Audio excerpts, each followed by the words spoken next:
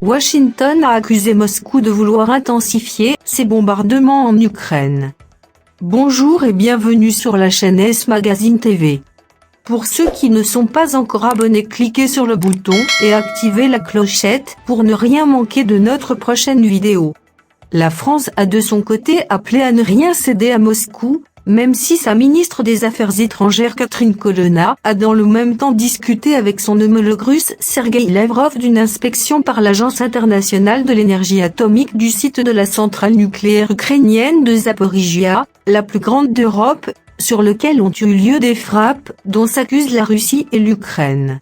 Cette visite, destinée à diminuer le risque d'un grave accident nucléaire en Europe, pourrait se dérouler d'ici quelques jours si les négociations en cours aboutissent, a espéré Raphaël Grossi, signalant des dégâts supplémentaires dans la zone après les bombardements des derniers jours.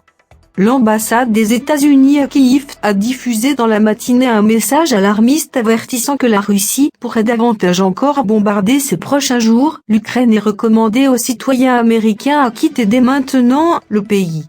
Depuis le retrait des forces russes des environs de la capitale ukrainienne fin mars, l'essentiel des combats s'est concentré dans l'Est, où Moscou a lentement gagné du terrain avant que le front ne se fige, et dans le Sud, où les troupes ukrainiennes disent mener une contre-offensive, elle aussi très lente.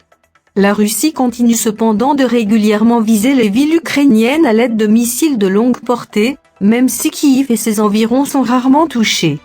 Nous devons être conscients que demain, des provocations russes répugnantes et des frappes brutales sont possibles, a mis en garde dans son traditionnel message vidéo du soir le président ukrainien Volodymyr Zelensky, évoquant la fête de l'indépendance mercredi en Ukraine.